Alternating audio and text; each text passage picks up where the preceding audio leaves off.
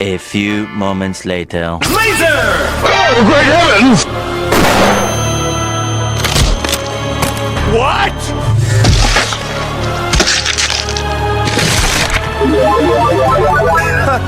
Man, I'm dead. I got this! I'm not joking, my nigga. Alright y'all, so the last time we left off, Caribou was over here glazing Blackbeard trying to see if he could be able to get on the crew. Devon and Van Arga was looking at bro like, what the fuck he talking about? Moral of the story, they was not fucking with bro. But before we actually take a deep dive in, I got something I wanna say. I'm talking to my diehard supporters right now. If y'all actually mess with my content and really rock with me for real, like for me, just do me one favor and hit that notification bell because YouTube be tripping. Anyways, enough chit chat, let's get it.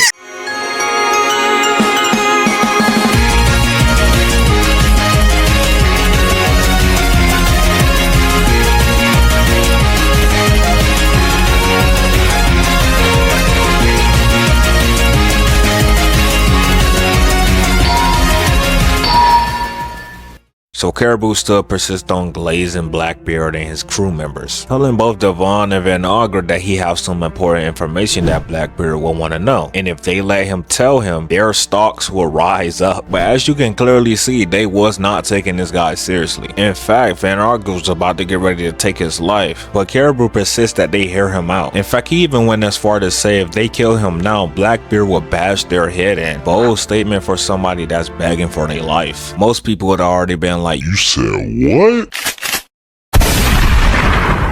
and already like that, bro would have been dead and gone. Anywho, Caribou tells them that he got information that no one has. And Devon was like, this shit gotta be bogus. You just saying all of this to try to save your own skin. Caribou tells her, you shouldn't say this, you will regret this forever. Because this information will shake the world to its core. The hidden information that Caribou was hiding from them was that ancient weapons that was named after the gods who existed long time ago. One of them is Poseidon, that refers to the power of Princess Shirahoshi of Fishman Island. And another one, Pluton, lies beneath the land of Wano. These ancient weapons are said to have the power to destroy the whole world. And what's crazy is the Straw Hats and Caribou is probably the only one that know what they are. Van Augur asked Caribou to tell him what he knows, but Caribou was like, I can't say it here. So Van Augur was about to up and on him, but Caribou was like, if you let me meet Teach, I'll give you all the information I have. I'm sure it'll make him happy. So please take me to him. I'll definitely be useful to you. Next we got to the epic battle of the robots against the battleships.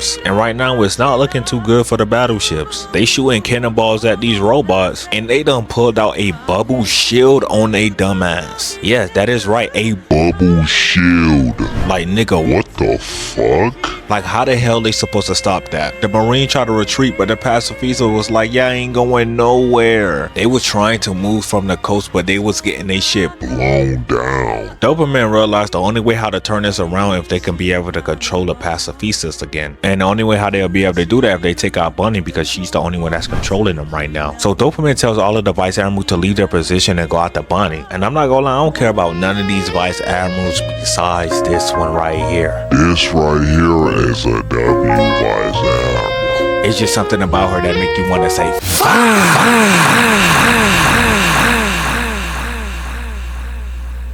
Anyways, this Aki body built Vice Admiral had his eyes locked on Bonnie. With this goofy ass run, bruh. And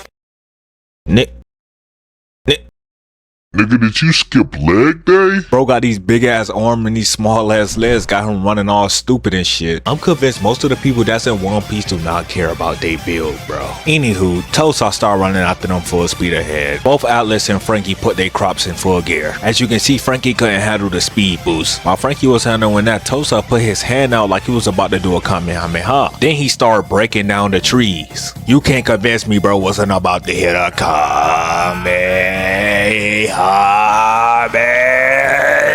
boy. But before he even got a chance to finish it off, he got his shit smashed by a big ass axe. My boy Broggy came in the clutch and saved him. And at first Frankie and Atlas thought they was in trouble until they realized that the giants came to save them. If Luffy y'all allies, then we gonna save y'all. Look how deep them boys is. They was ready for some action. So once they realized they came to help them, Bunny tells them that Luffy, Sanji, and Vegapunk is at the center of the island and asks if they could go save them. We already know the answer to this. So as they was getting ready to go help them out, the other giants was helping Frankie and the others out by taking them to the ship. Leave everything to those two. You don't have to worry about a thing. We cut back to the Vice Admiral and they realize that Tosa communication has been cut off, meaning that he must have been defeated by one of the giants or a counterattack. So Pomsky was like, I'm gonna go on the island, and Bluegrass will attack from the sea. Doll decided to go along with her, and she tells us 2 decades ago she had a giant as a boss, and that giant name was Saul, the same giant that helped Robin escape the island when she was little. I don't know about y'all, but Doll kinda looked depressed here. Anyways, we cut back to where Freaky Five and the others are at, and Saturn over here taking deep ass breaths as he awakens into his true self. And if y'all thought he looked ugly before, he looks even worse now. Like, how the hell you got a pig nose but you supposed to be a spider? That makes no fucking sense. Yeah, I know. He's supposed to be based off of yokai, but I digress. Freaky Five went to go check on poor Vegapunk because this man was at his last breath. Like, literally at any moment he could die. I wanted to point out the fact that a lot of people were saying that Luffy did not give no fucks about Vegapunk, but as you can clearly see that he does actually give a fuck about Vegapunk. Like, are we reading or watching the same series? Two-piece watching ass niggas. Anywho, Freaky Five said that they made a promise that they'll get him off the island. Vegapunk said yes, he asked that, but now he's determined to protect something on the island. He wanted to tell Bunny about her authority on the pacifista once she got a bit older, but saying that her life was in danger, he had no choice but to tell her sooner. And after that, he tells Freaky Five to keep her safe. My boy Sanji was talking to Saturn, but he completely ignored him and went straight for Vegapunk. Also, apparently he have his body coated in poison, so one touch and it's over. Now that we get a closer look on him, yeah, I was right. He's ugly as hell. But yeah, he tries to go for Vegapunk and Sanji picks him up. After that, he tries to attack them again, but Sanji hops out the way. Once Freaky Five seen that he was focusing on them only, he does a big ass clap to get the attention off of them and make Saturn focus on him. He even started teasing him, calling him a freak and everything. And apparently the level 1 rage bait worked. Freaky Five tells Sanji to get Vegapunk out of here while he continuously rage bait this man Saturn. Like, he dead ass was jumping in his face laughing at him, dodging all of his attacks, just getting this man pissed. He even told him to Kiss his ass. Freaky Five is the ultimate troll. We cut to Sanji though, and that's not looking too good on his end. Kizaru pulls up in front of them and kicks Sanji in the face. And while Vegapunk is in mid-air, he finished him off by putting a hole inside of him. This shit looked so brutal, bro. He did not have to do all of this. Vegapunk was gonna die anyways. But with him doing that